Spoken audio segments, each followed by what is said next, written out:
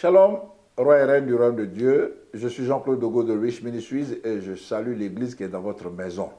Aujourd'hui, nous allons parler d'un thème très important. Le thème, c'est la prière du faible. C'est vrai que le thème ne va pas vous attirer, mais cette prière du faible a des conséquences très fortes.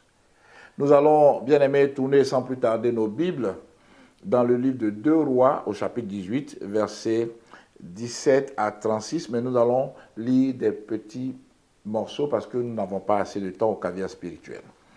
Le roi d'Assyrie envoya de Lachis à Jérusalem vers le roi Ézéchias, Tartan, Rabsaris et Rabshakeh. Avec une puissante armée, ils montèrent et ils arrivèrent à Jérusalem. Lorsqu'ils furent montés et arrivés, ils s'arrêtèrent à l'aqueduc de l'étang supérieur sur le chemin du champ du Foulon. Ils appelèrent le roi et Eliakim, fils de Hilkija, chef de la maison du roi, se rendit auprès d'eux, avec Shebna, le secrétaire, et Joach, fils d'Azaph, l'archiviste.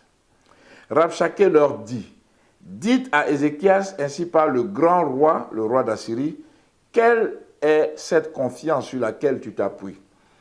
Tu as dit, il faut pour la guerre de la prudence et de la force, mais ce ne sont que des paroles en l'air. En qui as-tu donc placé ta confiance pour t'être révolté contre moi? » Alors, cette arrogance, il a poussé son arrogance jusqu'à humilier le roi et ses envoyés.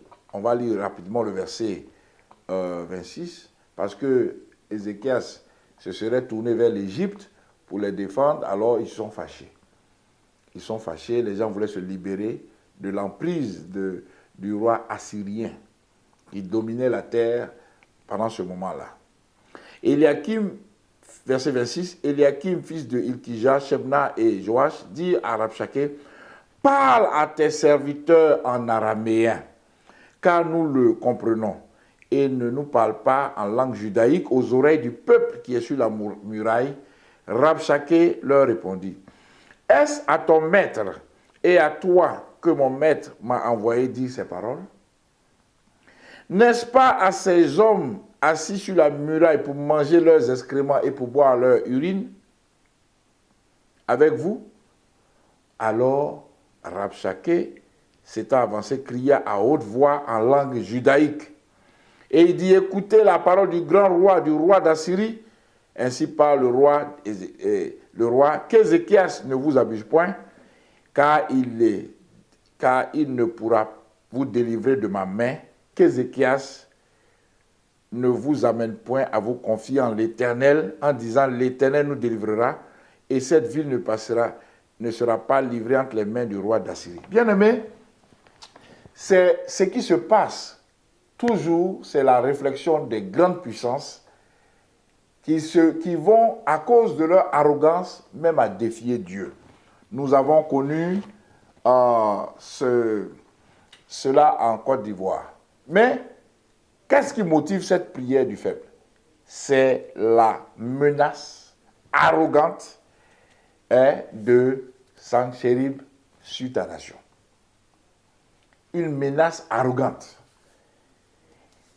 En Côte d'Ivoire, les gens sont allés jusqu'à dire, ils cherchent l'Éternel des armées, ils vont le tuer s'ils le trouvent. C'est comme ça Sanchérib, il menace parce qu'il est sûr de ses armes, de sa puissance, de son soutien militaire. Des paroles horribles. Il dit, Rabshakeh dit à Ézéchias et à son équipe de ne pas tromper le peuple pour mettre leur confiance à l'Éternel. Qu'aucun roi n'a résisté, aucun Dieu n'a protégé son peuple devant le roi Sanchérib de la Syrie.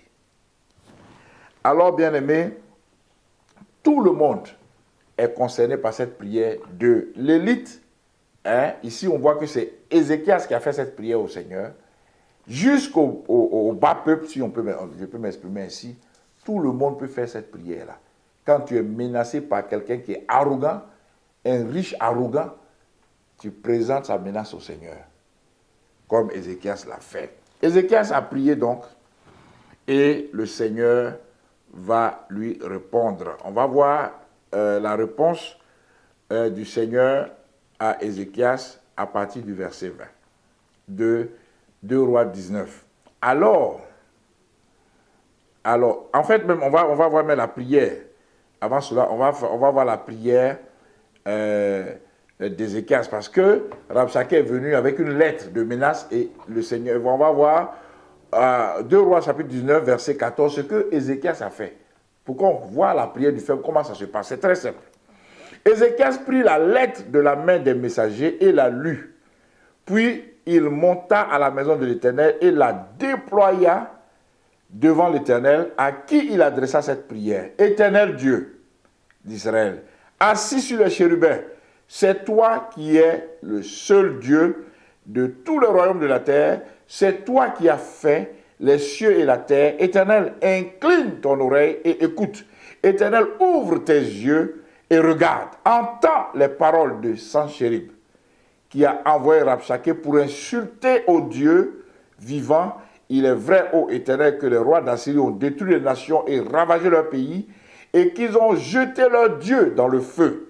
C'étaient des ouvrages de main d'homme, du bois, de la pierre, et ils les ont anéantis. Maintenant, Éternel, notre Dieu, délivre-nous de la main de Sanchérib, et que tous les royaumes de la terre sachent que toi seul es Dieu, ô Éternel. Voici la prière du faible.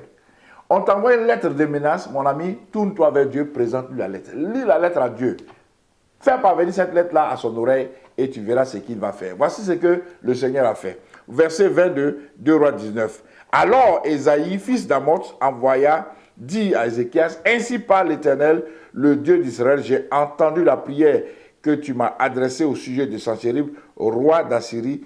Voici la parole que l'Éternel a prononcée contre lui. Bien aimé, nous allons sauter, nous allons aller directement vers les conséquences. La Bible dit au verset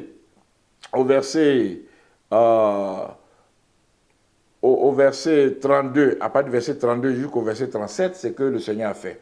C'est pourquoi ainsi parle l'Éternel sur le roi d'Assyrie, il n'entrera point dans cette ville, il n'y lancera point de trait, et il ne lui présentera point de bouclier, et il n'élèvera point de retranchement contre elle.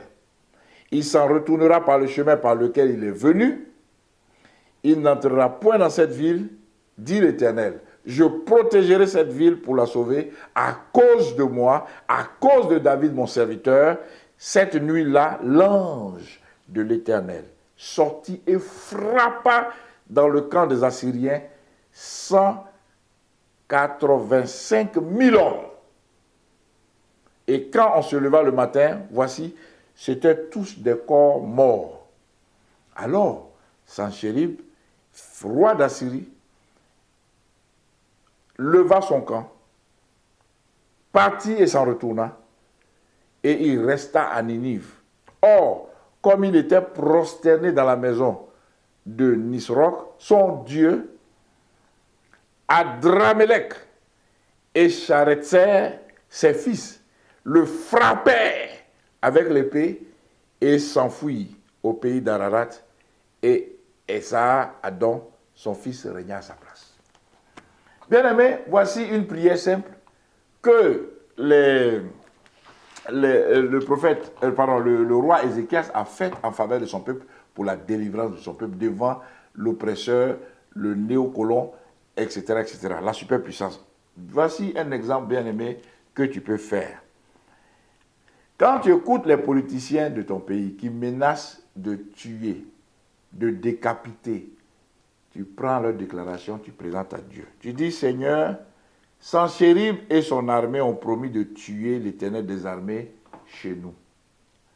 Sanchérib et son armée ont une fois de plus massacré et planifient de massacrer le peuple ivoirien à l'occasion de leur troisième mandat anticonstitutionnel. Sanchérib et son gouvernement veulent refuser à Ézéchias ses droits de citoyen. Sanchérib et sa communauté, sa commission électorale, préparent une fraude massive. Voici Des façons, des exemples de prière que tu peux utiliser.